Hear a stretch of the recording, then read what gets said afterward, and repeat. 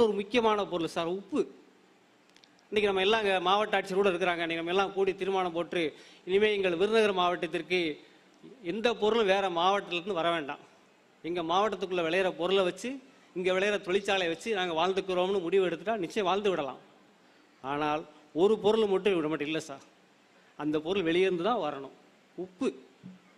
உப்பு சமவெளியில் மக்கள்கிட்ட கிடையாது, கடற்கரையிலேருந்து தான் வரணும் அந்த காலத்தில். அதனால தான் அந்த காலத்தில் உப்பு தான் செல்வம், உப்பு தான் பண்டமாட்டு பொருள். அதனால தான் பால் காய்ச்சிற வீட்டுக்கு நீங்கள் உப்பு கொண்டு போகிறீங்க, காரணம் இல்லாமல் உப்பு கொண்டு போகல. எல்லாம் உப்பு தான் அளப்பரிய செல்வம் மனிதருக்கு. அதனால் உங்கள் வீட்டில் செல்வம் குவியட்டும் என்பதற்காகத்தான் பால் காய்ச்சிற வீட்டுக்கு உப்பு கொண்டு போகிறோம். நம்ம துக்க வீட்டில் 3ஆவது நாள் உப்பு இல்லாமல் சமைக்கிறோம். எதுக்கு சார்? அங்கே உப்பு செல்வம், அதனால கொண்டு போகிறோம். துஷ்டி வீட்டில் எதுக்கு சார் 3ஆவது நாள் உப்பு இல்லாமல் சமைக்கணும்? உப்பு ஒரு உரம் செல்வம் எப்படி என்பது உண்மையோ, உப்பு ஒரு உரம் உறவின் தொடர்ச்சி, உப்பு என்பது அன்பின் குறியீடு. அதனால தான் உப்பிட்ட வரை உள்ளளவு நிலைன்னு நம்மகிட்ட பழமொழி இருக்குது. நீங்கள் ஒருத்தர் நமக்கு உப்பு இல்லாமல் சாப்பாடு போடுறாங்கன்னா இனிமேல் உனக்கு எனக்கு உறவில்லைன்னு அர்த்தம் சார் தமிழர் பண்பாட்டில். அப்போ நம்ம செத்து போனவங்களுக்கு என்ன சொல்கிறோம்னா, ஐயா இறந்து போனவரே, இன்றோடு உங்களுக்கும் எங்களுக்கும் உறவு முடிந்தது, இனி நீங்கள் இங்கு வரக்கூடாது, உங்கள் உலகம் மேல் உலகம், நீங்கள் போய் அங்கே போகணும், இனிமேல் நீங்கள் வரக்கூடாது. அந்த உறவு அறுபடுவதன் அடையாளமாகத்தான் உப்பு இல்லாமல் படையல் படைக்கிறோம் நம்ம அவங்களுக்கு. அப்போ நம்ம பின்பற்றுகிற எல்லா விஷயங்களிலும் ஒரு பண்பாட்டு கூறி பின்னாடி இருந்துக்கிட்டே இருக்கு சார் உங்களுக்கு. நீங்கள் சின்ன பிள்ளை விளையாட்டு எடுத்துக்கோங்க, பண்பாட்டு கூறு இல்லையா? நம்ம இப்போ குழந்தைங்க விளையாடலை, நம்ம ஓடி பிடிச்சி விளையாடுவோம். ஓடி பிடிச்சி விளையாடுறப்ப ஒருத்தன் ஓடிக்கிட்டே இருப்பான், பின்னாடி ஒருத்தன் துரத்திக்கிட்டே வருவான். முன்னாடி ஓடுறவனால ஓட முடியலன்னு வச்சுக்கோங்க, படக்க நின்றுட்டு நான் துவாச்சிப்பா அப்படிம்போம், நான் துவாச்சி கேட்டுக்கிறேன் அப்படிம்போம். துவாச்சினா நீ தொட வராத, நான் கொஞ்சம் நேரம் உட்காந்துக்கிறேன்னு அர்த்தம். அவனும் இவனை விட்டுட்டு மற்றவனை தொட ஓடுவான், அதுக்கு பேர் துவாச்சி கேட்குறதுன்னு அர்த்தம் உங்களுக்கு. இந்த துவாச்சி எங்கேருந்து வந்தது? இஸ்லாமியர் பண்பாட்டில் துவா செய்தல் என்றால் உனக்காக நான் இறைவனை வேண்டிக் கொள்கிறேன் என்று அர்த்தம். அதை கொண்டு நம்மால் விளையாட்டில் வச்சுருக்கான் சார். என்னை விரட்டி கொண்டு வருபவனே, நான் சோர்வடைஞ்சிட்டேன், டயர்டாயிட்டேன், என்னால் இதுக்கு மேலே ஓட முடியாது, கொஞ்ச நேரம் எனக்கு ஓய்வு கொடு, உனக்காக நான் இறைவனிடம் துவா செய்து கொள்கிறேன் என்பதுதான் துவாச்சி கேட்கறது. பூப்பறிக்க வருகிறோம் விளையாட்டு சார். அந்த பக்கம் 4 பசங்க இருப்பாங்க, இந்த பக்கம் 4 பெண் குழந்தைங்க இருப்பாங்க.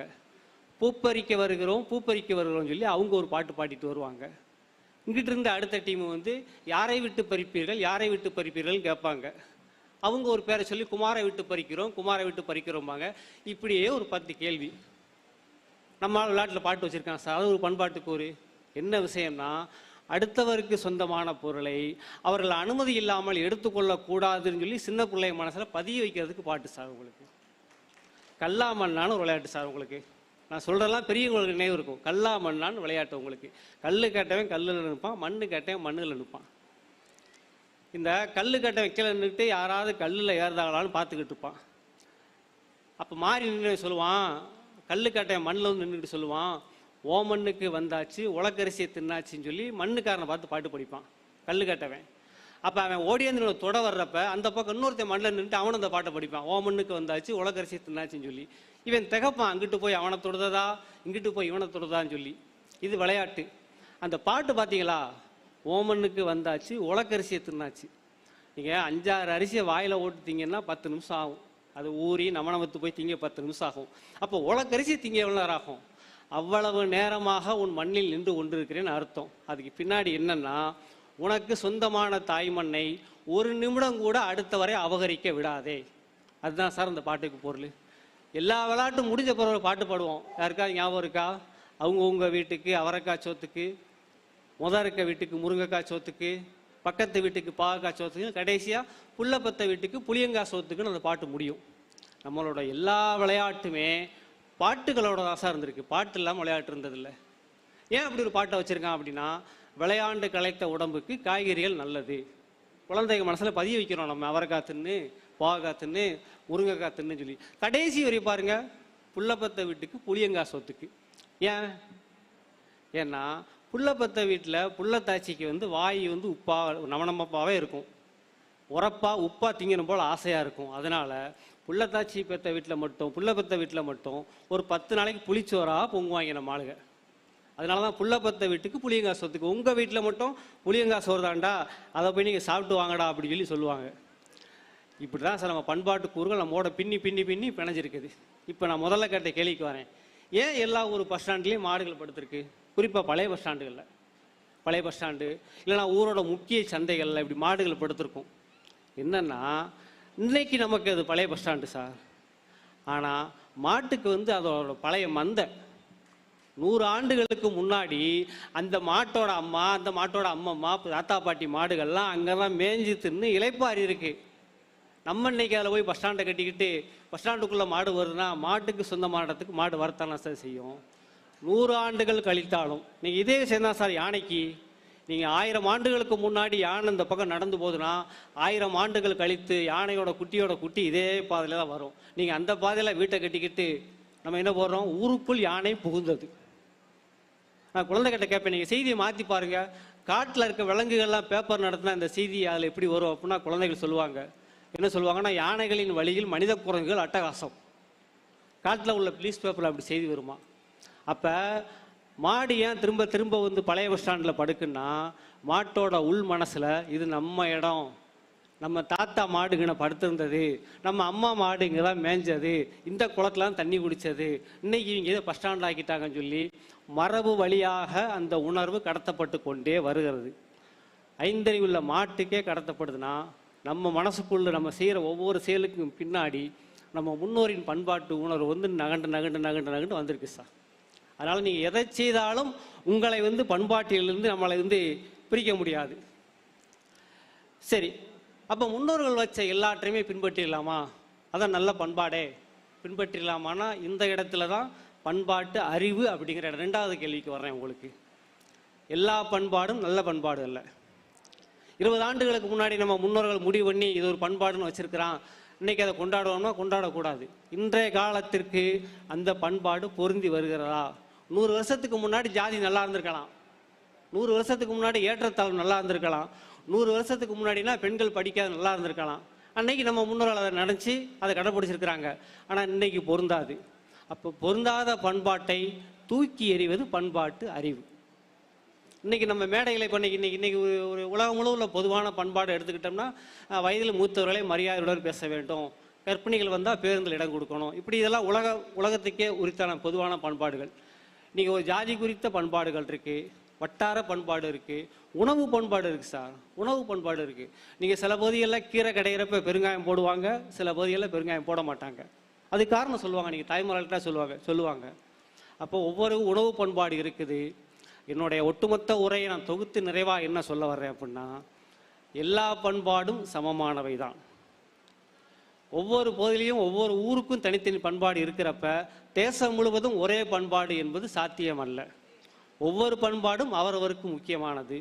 பண்பாடு என்பது மாறிக்கொண்டே இருப்பது. உங்களுக்கு பண்பாடு நாளுக்கு நாள் மாறிக்கிட்டே. இன்றைக்கி நம்ம கொண்டாடுகிற பண்பாடு இன்னொரு 10 வருஷம் கழித்து அந்த பண்பாடை அடுத்த வர தலைமுறை தூக்கி எறிவாங்க. இது என்ன, எந்த பண்பாடை போய் கொண்டாடிக்கிட்டு இருக்கிறாங்க அப்படின்னு சொல்லி தூக்கி எறிவாங்க.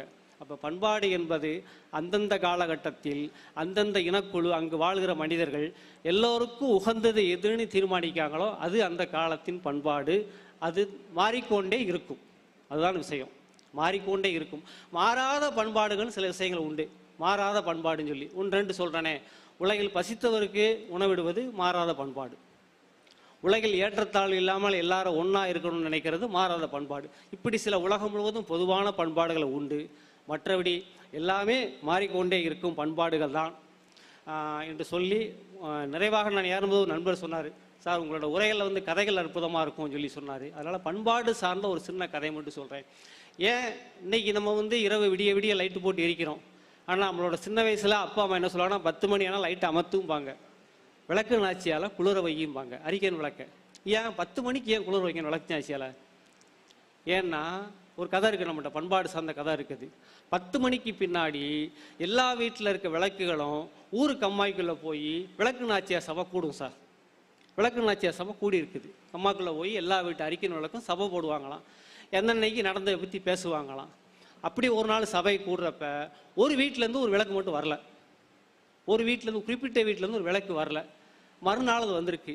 அப்போ எல்லா வீட்டு விளக்கும் சேர்ந்து அந்த விளக்கிட்ட கேட்டிருக்கு, நேற்று நீ ஏன் வரல அப்படின்னு காரணம் கேட்டிருக்கு.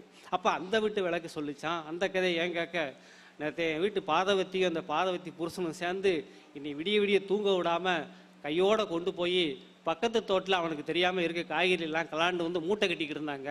என்னையும் தூங்க விடலை, அவங்களும் தூங்கலைன்னு அந்த விளக்கு சொல்லியிருக்கு. இதை கேட்டுக்கிட்டு இருந்த மற்ற விளக்குகள்லாம் போய் அவரவர் வீடுகளில் மறுநாள் சொல்லியிருக்கு. இந்த மாதிரி நேற்று அந்த வீட்டில் நடந்ததான்னு சொன்ன பிறகு அதற்கப்புறம் விஷயம் எல்லாருக்கும் பரவி அவங்களுக்கு தண்டனை கிடைச்சிருக்கு. அதனால தான் விளக்கு நாச்சியா முன்னாடி திருடக்கூடாது, விளக்கு நாச்சியா முன்னாடி பொய் சித்தியம் செய்யக்கூடாதுங்கிற மரபு நம்மகிட்ட இருந்திருக்குது. இப்படி கதைகளின் வழியாக நாம் பண்பாட்டை கடைபிடிக்கிறோம். கார்த்திகை விளக்கு பொருத்தத்தின் மூலமாக ஏன்னு தெரியாமல் நம்ம முன்னோர் கடைபிடித்த ஒரு பண்பாட்டை கடைபிடிக்கிறோம். மூதேவி போனால் நல்லது, சீதேவி வந்தால் நல்லதுன்னு சொல்லி ஒரு பண்பாட்டை நாம் முன்னோர் கடைபிடித்த ஒரு பண்பாட்டை எதிர்மறையாக புரிந்து தனியாக நிறுத்தி வைத்திருக்கிறோம். ஒரு புதிய கருவி, நான் சொன்ன மாதிரி மின்சார உள்ள வந்து பேயை காலி பண்ணியிருக்கு. இப்படி புதிய கருவிகள் வர வர, புதிய சிந்தனைகள் வர வர பண்பாடு என்பது மாறிக்கொண்டே இருக்கும். எது சிறந்தது பண்பாடு, எது மனிதனுக்கு உகந்தது என்பதை நமக்கு புத்தகங்கள் கற்றுத்தரும். பண்பாட்டை குறித்து நாம் நிறைய தெரிந்து கொள்ள வேண்டுமானால் தோ பரமசிவன், சிவசுப்பிரமணியன், வானமாமலை, தனஞ்சயன், ராமச்சந்திரன் உள்ளிட்ட பேராசிரியர்கள் எழுதிய பண்பாடு சார்ந்த புத்தகங்கள் நிறைய நம்ம உள்ள இருக்கு சார்.